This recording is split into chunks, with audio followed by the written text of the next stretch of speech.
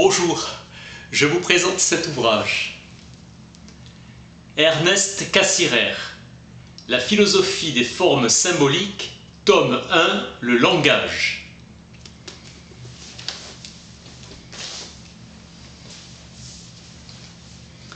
Tentative pour fonder une philosophie de la culture, comme la pratique humaine en général. Il écarte le discours historique sur l'absolu et la psychologie empirique de nature humaine. Berlin 1910. Texte sur la structure de la pensée dans les mathématiques et les sciences de la nature. Un fondement méthodologique aux sciences de l'esprit. Sous quelles conditions l'homme peut connaître le monde et il peut le comprendre. Naquit le projet d'une théorie générale des formes d'expression. Les derniers travaux sont ceux de Wilhelm von Humboldt. Considérer le langage dans ce qu'il y a de purement philosophique. Puis le langage était devenu l'instrument et l'arme du scepticisme.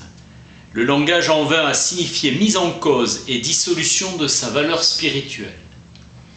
Marty revint à l'idée d'une grammaire et d'une philosophie linguistique universelle qui ouvrirait la voie à une théorie descriptive des significations.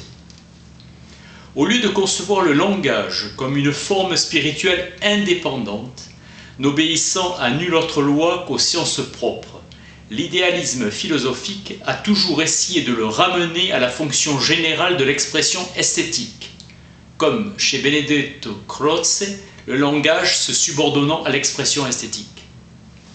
Depuis Humboldt, idée d'une vision véritablement universelle du langage.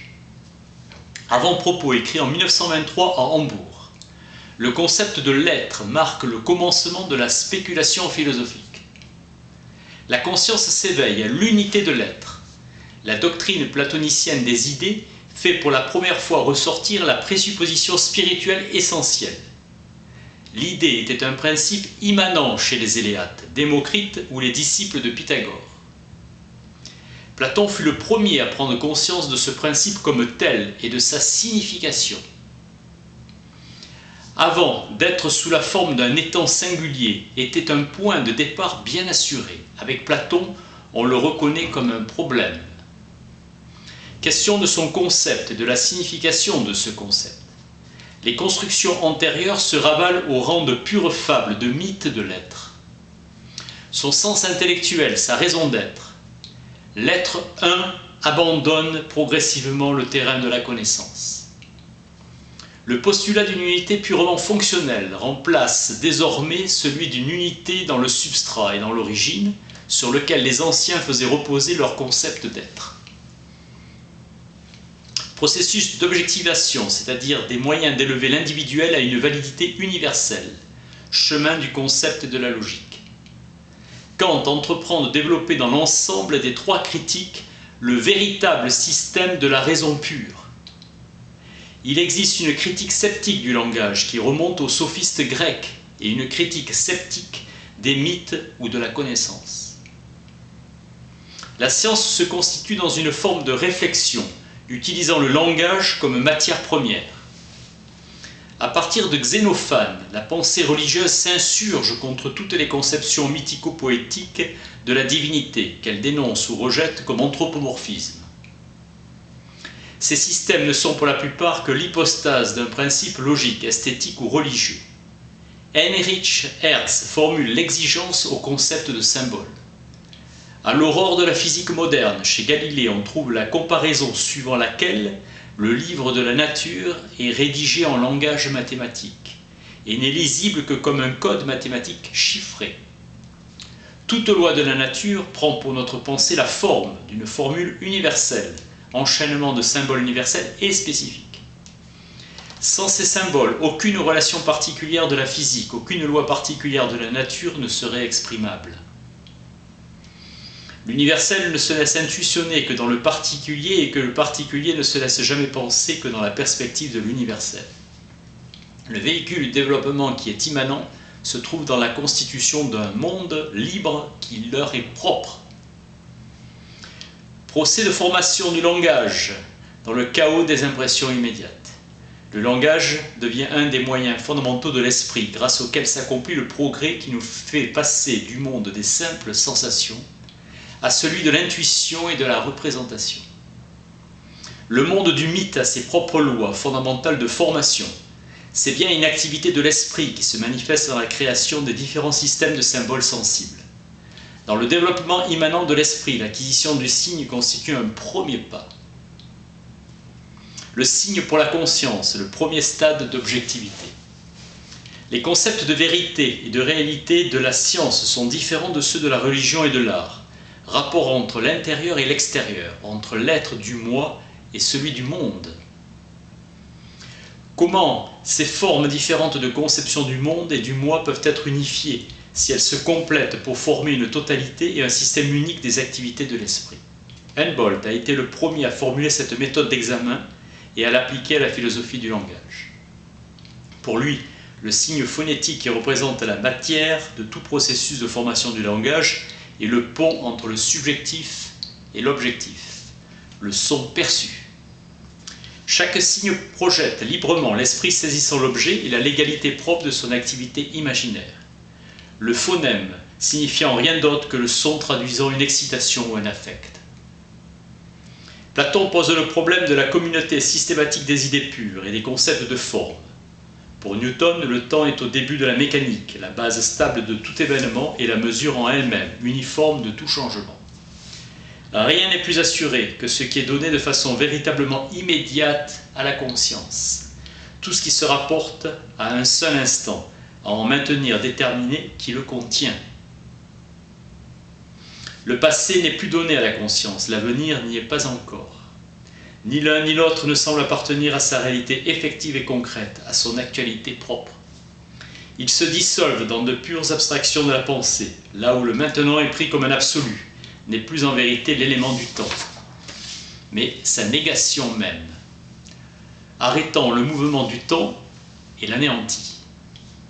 Pour les éléates, qui visent uniquement l'être absolu, la flèche qui vole est au repos. Toute appréhension d'un tout spatial suppose la formation de séries temporelles globales. Berkeley, dans ses recherches sur la vision, a comparé le développement de la perception de l'espace au développement du langage et de comprendre le langage de l'esprit. Hume déclare que le moi est un faisceau de perception. Le dualisme métaphysique de Descartes, la doctrine de la séparation absolue entre la substance étendue et la substance pensante. Opposition chez Kant entre le sensible et la pensée. Dans chaque signe linguistique, dans chaque image mythique ou artistique apparaît un contenu spirituel qui renvoie au-delà de tout sensible, mais qui est transporté dans une forme sensible, visible, audible ou tactile. Tout élément singulier de la conscience n'existe que dans la mesure où il implique virtuellement le tout et où il est compris dans la progression vers le tout. Le projet leibnizien du caractère général souligne l'avantage essentiel et universel du signe. La plupart des questions qui ont été résolues par la méthode newtonienne des flux et par l'algorithme leibnizien du calcul différentiel devinrent surmontables lorsqu'on eut acquis une expression symbolique pour unifier et embrasser tous ces problèmes. La fonction symbolique de la conscience met en scène et médiatise une opposition déjà donnée et fondée dans la notion simple de science. Toute conscience se présentant à nous sous la forme d'un événement temporel, chaque nouvelle forme symbolique, non seulement le monde conceptuel de la connaissance, mais aussi le monde intuitif de l'art, du mythe et du langage, représente, selon la formule de Goethe, une révélation de l'intérieur vers l'extérieur, une synthèse du monde et de l'esprit. Plus l'esprit déploie une activité de construction riche et énergique, et plus cet agir même semble l'éloigner de la source originelle de son être propre. Devenant ainsi conscient que le contenu propre de la vie s'élève jusqu'à sa forme véritable. Le mot ne désigne pas, il ne nomme pas, il n'est pas un symbole spirituel, mais est en lui-même un fragment réel.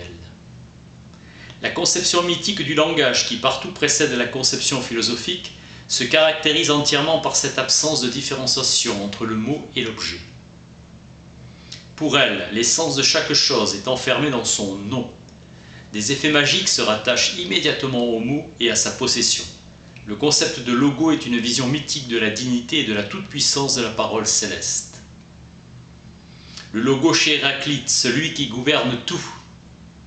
La plénitude du logo structurant le monde ne retrouve son image que dans les mots polyformes et mobiles du langage. Le langage exprime une vision globale de l'être et de l'esprit. Les développements de la 7e lettre platonicienne constituent la première tentative dans l'histoire de la pensée pour déterminer et délimiter dans un sens purement méthodologique la valeur cognitive du langage. Ce n'est que dans la vérité des concepts que la vérité des choses peut être perçue et contemplée. Le concept de représentation acquiert une importance vraiment centrale dans le système de Platon. Deux significations du logo entre le concept en soi et son représentant linguistique. La méthode cartésienne donne un nouvel idéal de savoir et jette une lumière nouvelle sur la théorie du langage. Descartes renonce à exécuter le plan d'une invention d'une langue universelle, qui supposerait la réduction de tous les contenus de conscience et à leurs éléments ultimes. Prudence du fondateur de la philosophie moderne. Leibniz concède à Descartes que l'authentique langue universelle de la connaissance dépend de la vraie philosophie. Seule l'étude du langage, conçue purement comme moyen de connaissance et comme instrument de l'analyse logique, fournit au rationalisme de Leibniz son ultime justification et en est l'achèvement. Le langage tente le projet de la caractéristique universelle en embrassant progressivement la totalité de la connaissance, mais en même temps limite cette totalité et l'attire dans son propre domaine de relativité. Idéalement, le mot ne sera plus la simple enveloppe du sens, mais apparaîtra comme le témoin authentique de l'unité de la raison. L'opposition de la définition nominale et de la définition réelle de l'explication par le mot et de l'explication par l'objet. Pour Leibniz et pour tous les rationalistes, l'être des concepts et l'être réel des choses sont joints par une indissoluble corrélation. Vérité et réalité sont dans leur fondement et dans leurs ultimes racines une seule et même chose. Pour Hobbes, le langage est une source d'erreur et la condition de toute connaissance conceptuelle, ainsi la source de toute validité universelle et de toute vérité. L'esprit est absolument passif face aux impressions simples qu'il reçoit, les accueillir sous la forme donnée à l'extérieur. Le concept de génie devient dans la pensée le langage le support de cette nouvelle vision de l'être intellectuel, qui fait éclater les limites de la théorie empirico-psychologique et exclusivement réflexive. Vico considère la poésie comme la langue maternelle de la race humaine. Pour Héraclite, dans le langage, tout est déguisement et dévoilement, extériorisation et occultation.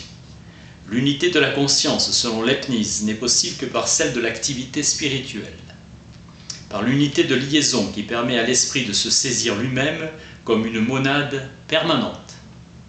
Le concept général de forme se transforme en concept romantique de forme organique par l'influence de Friedrich Schlegel, dans son ouvrage sur la langue et la sagesse des hindous. Pour la philosophie du langage, cela signifie chercher la véritable universalité de l'essence du langage, non en faisant abstraction des particularités, mais en les rassemblant dans leur totalité. Grâce à la dépendance réciproque du mot et de la pensée, il devient clair que les langues ne sont pas le moyen d'exposer la vérité déjà connue, mais plutôt de découvrir la vérité auparavant cachée. Ce qui distingue les langues, ce ne sont pas les sons et les signes, mais les visions du monde elles-mêmes.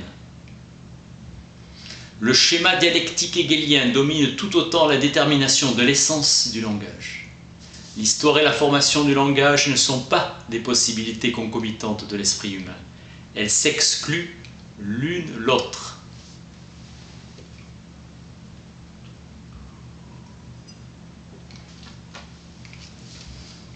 La théorie de l'évolution appliquée par Darwin aux espèces végétales et animales doit être tout aussi valable pour les organismes des langues. Aux espèces d'un genre correspondent les langues d'un même tronc, aux sous-espèces les dialectes et les patois d'une langue, aux variantes les idiomes locaux et les nuances régionales et aux individus les tournures propres. Il est reconnu que l'observation est à la base du savoir moderne. Empirisme dans ses droits et conclure à la disparition de toute philosophie dialectique. Le langage est soumis à une règle qui, selon Goethe, pour être ferme et éternelle, n'en est pas moins vivante. À partir du sens et du caractère général de l'enchaînement des significations, il s'agit de comprendre les phénomènes singuliers de l'évolution du langage et de son histoire. L'esprit à l'œuvre dans le discours humain constitue la phrase, le membre de phrase, le mot et le son. Le langage doit s'avérer être une énergie originelle et véritable autonome de l'esprit. Pour la conception sensualiste, l'état fixe et immobile de la conscience est la première donnée et, en un sens, la seule. Les transformations de la conscience sont ramenées à une simple somme, à une réunion d'états de conscience. La théorie psychologique du langage gestuel distingue deux formes, le geste et l'imitation. Chez les Indiens d'Amérique du Nord, la plupart des gestes consistent en la simple reproduction de phénomènes naturels. Aristote insiste sur le fait que le son inarticulé exprimant une sensation comme dans le règne animal ne devient un son articulé que lorsqu'il est utilisé comme symbole. Le déploiement ordonné de sons, écrit Jacob Grimm, nous oblige à diviser et à articuler. La connaissance a pour tâche de refléter et de reproduire l'essence des choses, et le langage, l'essence de la connaissance. Keller, il n'est pas facile de décrire dans le détail la façon dont les animaux communiquent entre eux. Leurs extériorisations phonétiques expriment sans aucune exception des états subjectifs. Le pas vers le langage humain. Aristote a été le premier à l'affirmer. Il n'est fait que lorsque le son pur de signification a pris résolument le dessus sur le son traduisant un affect ou une excitation. Westermann, dans sa grammaire de Lévé, ne dénombre pas moins de 35 images sonores pour le seul verbe marcher, chacune décrivant une propriété de la démarche, vacillante ou lente, boiteuse ou traînante. Tous les peuples de notre souche, du Gange jusqu'à l'océan Atlantique, désignent par le même groupe phonétique la représentation de la position debout, de la représentation de l'écoulement. Une phrase comme « l'homme est malade » ne peut être exprimée en américain sans énoncer la distance du locuteur ou si le sujet est visible.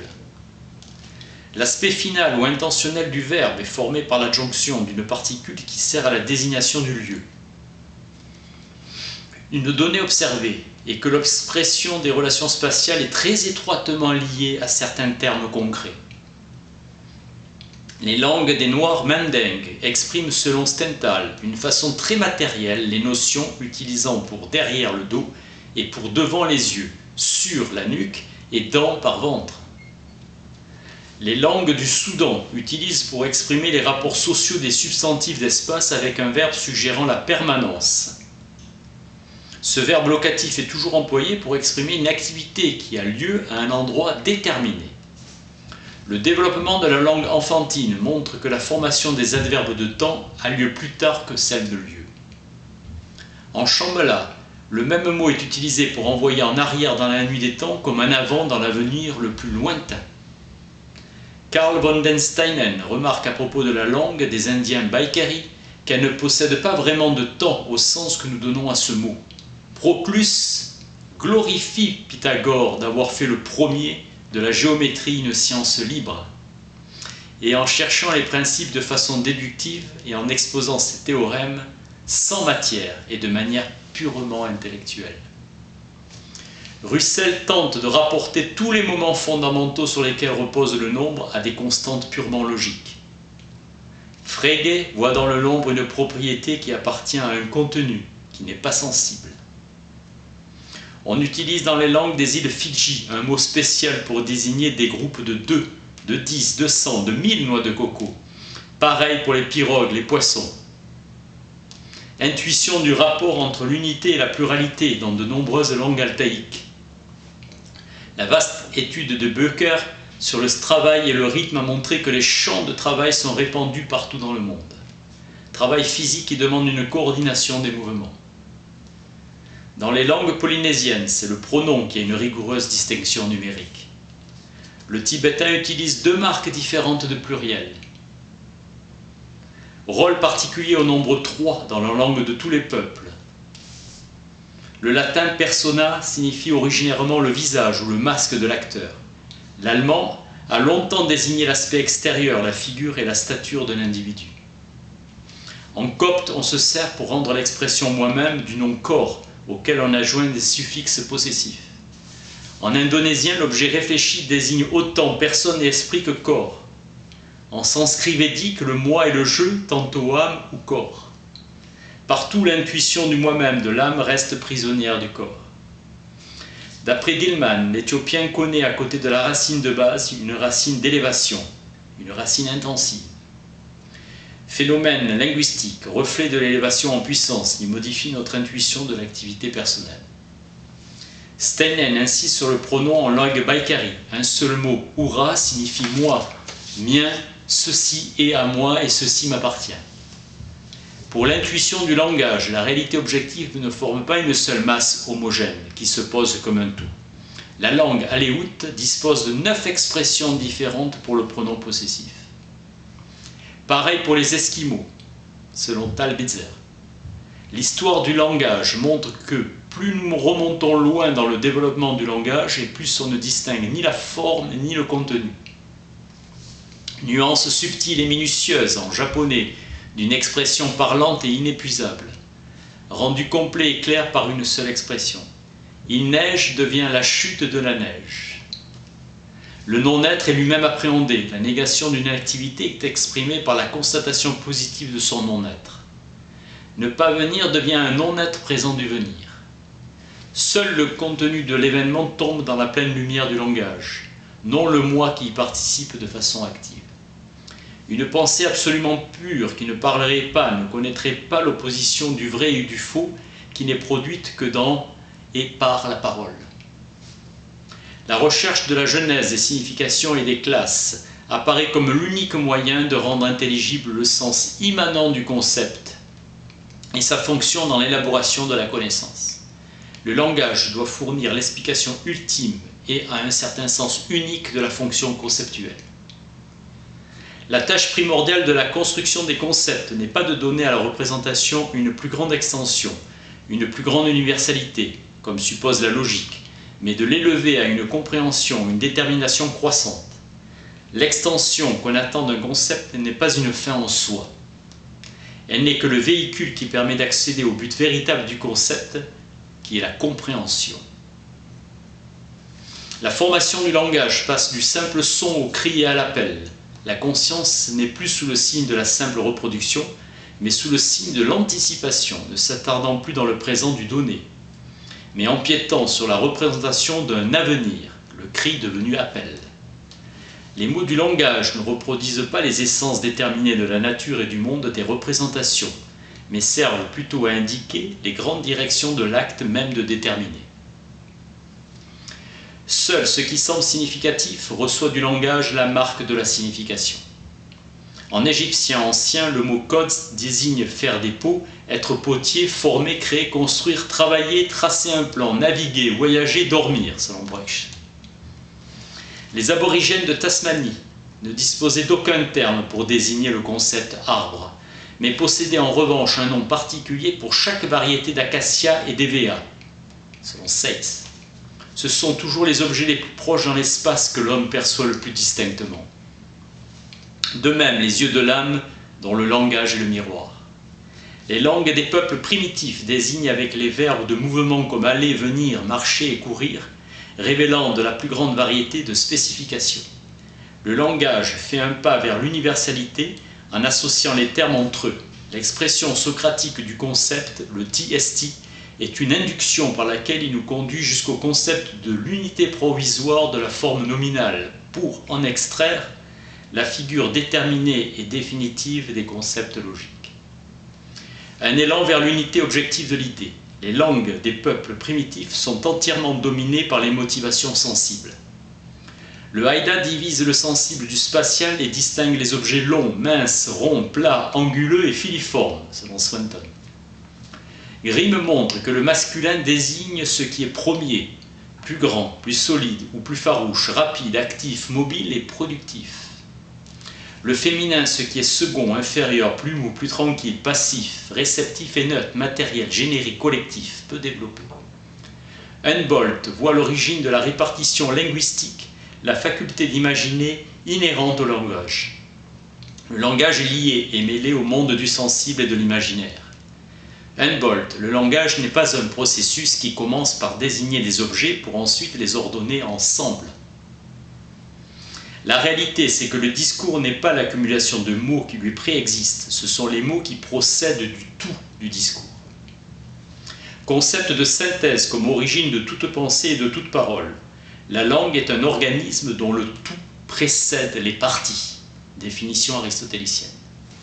Un ensemble expressif complexe qui se scinde progressivement en éléments. Pour Locke, le langage est le principal témoin de sa vision empiriste de la connaissance. La désignation sensible, selon Herder, implique un acte de réflexion et une délibération fondamentale. Tout est divin et tout est humain.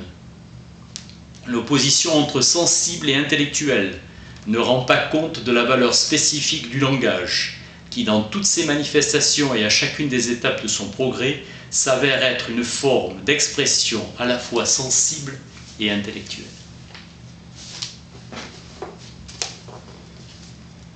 Ernest Cassirer, La philosophie des formes symboliques, tome 1, Le langage. Merci.